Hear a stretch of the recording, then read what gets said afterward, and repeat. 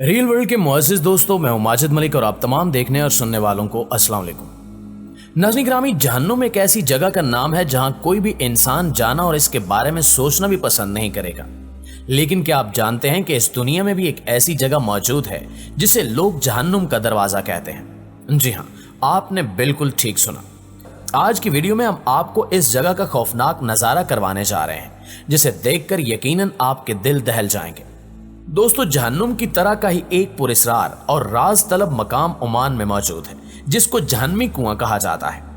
मकामी अफराद का कहना है कि यह कुआं लाखों करोड़ों साल कदीम है, जहां बदरूहों को कैद किया जाता था।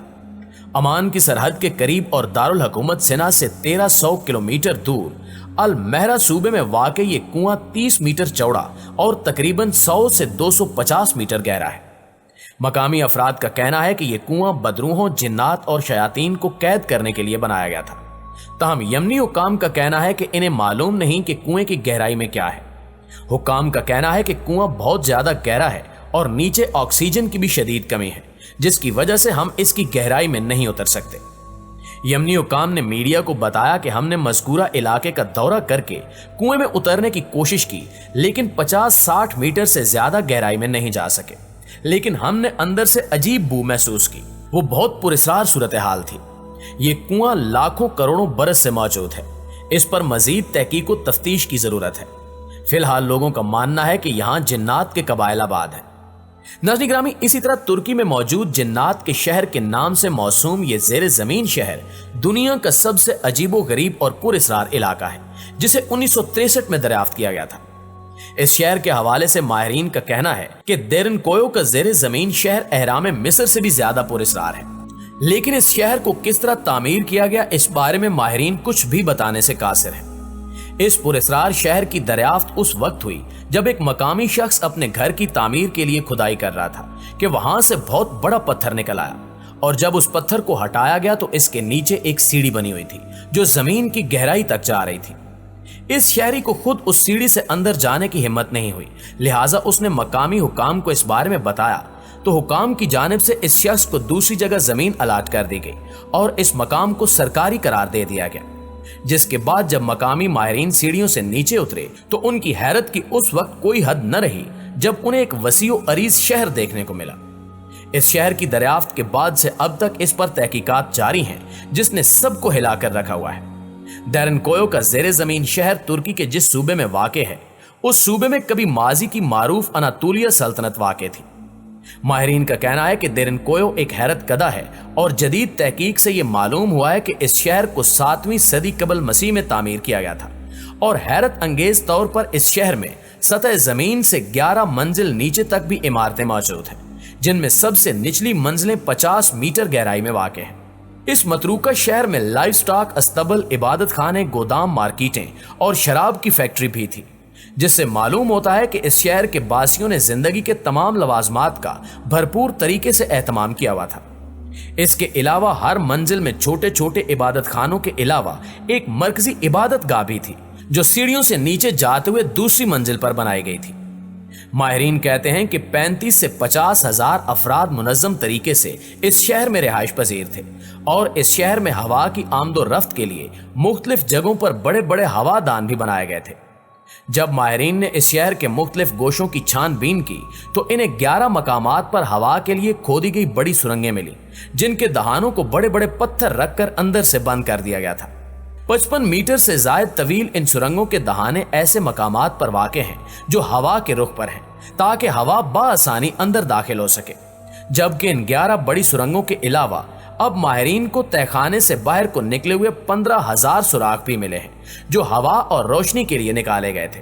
लेकिन इन सुराखों को भी भारी पत्थर रखकर बंद कर दिया गया।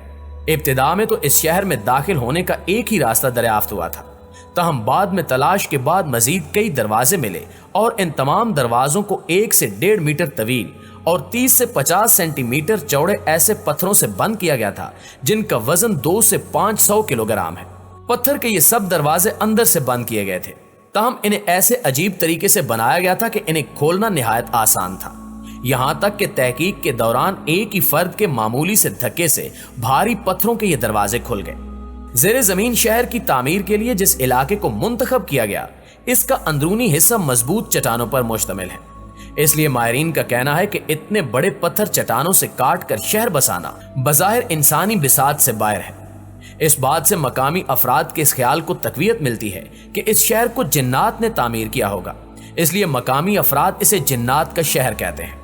ناظرین گرامی، ماہرین کے مطابق اس شہر کی تعمیر کا آغاز 7ویں صدی قبل مسیح میں ہوا تھا اور فائرو گینز نامی قبیلے کے دیو قامت افراد سے یہ کام کرایا گیا تھا جو اس زمانے میں ترکی میں آباد تھے۔ پھر اس کی تعمیر کا کام بازنطینی اور اخمینوتیہ سلطنت کے دور میں مکمل ہوا۔ ماہرین کا مزید کہنا ہے کہ اس علاقے میں اور بھی زیر زمین شہر آباد تھے اور انہیں آپس میں سرنگوں کے ذریعے ملایا گیا تھا۔ حالیہ تحقیق سے معلوم ہوا ہے کہ دیرنکویو سے مغرب کی جانب ایک اور زیر زمین شہر واقع تھا، اس لیے دیرنکویو سے 8 کلومیٹر طویل ایک سرنگ بھی ملی ہے جو اس نئے دریافت شدہ شہر تک پہنچتی ہے، جس کا نام ماہرین نے کائے ماکلی بتایا ہے، لیکن ابھی اس پر تحقیق کا کام جاری ہے۔ ماہرین کا کہنا ہے کہ زیر زمین اتنی بڑی تعداد میں لوگوں کا زندگی گزارنا حیرت انگیز عمل تھا، جبکہ ماہرین کے لیے اس سے زیادہ حیرت انگیز بات اس شہر کی تعمیر ہے۔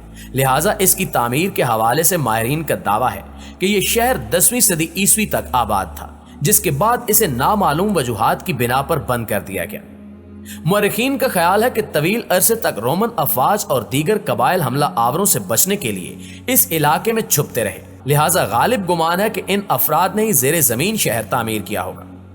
ناظرین گرامی، یاد رہے کہ یونان کے مشہور تاریخ دان اور ارسطو کے شاگرد زینوفون نے 4 قبل مسیح میں اپنی کتاب اناباسیس میں بھی اس زیر زمین شہر کا ذکر کیا ہے کہ اناطولیہ میں رہنے والے لوگ زیر زمین گھروں میں رہتے ہیں، جس کے راستے تو کنویں کی طرح ہیں لیکن وہ نیچے جا کر وسیع ہو جاتے ہیں۔ جانوروں کو لانے لے جانے کے لیے زمین سے سرنگیں کھودی گئی ہیں، البتہ انسانوں کے لیے سیڑھیاں بنائی گئی ہیں، جبکہ زیر زمین شہر میں بکریاں، بھیڑ، گائے اور پولٹری کے جانور رکھے گئے ہیں۔ اس کے علاوہ زرتشتی تاریخ کی کتاب اوستا وندیداد میں بھی اس خطے میں کسی ایسے زیر زمین شہر کا ذکر ہے جسے پناہ گزینوں کو ٹھہرانے کے لیے فارس کے بادشاہ یما نے بنایا تھا، لیکن ماہرین کو اس حوالے سے کوئی ثبوت نہیں ملے۔ دوستو، اس شہر کی مختلف دیواروں میں عجیب و غریب تحریریں بھی کندہ ہیں، تاہم یہ زبان سب کے لیے اجنبی ہے اور ماہرین کو اس بات پر بھی تعجب ہے کہ اتنے بڑے شہر میں کوئی قبرستان ہے اور نہ کسی انسان کی باقیات ملی ہیں۔ اسی طرح ترکی میں ایک ایسا خوفناک مندر بھی موجود ہے جس کے بارے میں لوگوں کا کہنا ہے کہ جو بھی شخص اس مندر کے اندر جاتا ہے وہ دوبارہ کبھی واپس نہیں آتا، یعنی اس کی موت ہو جاتی ہے۔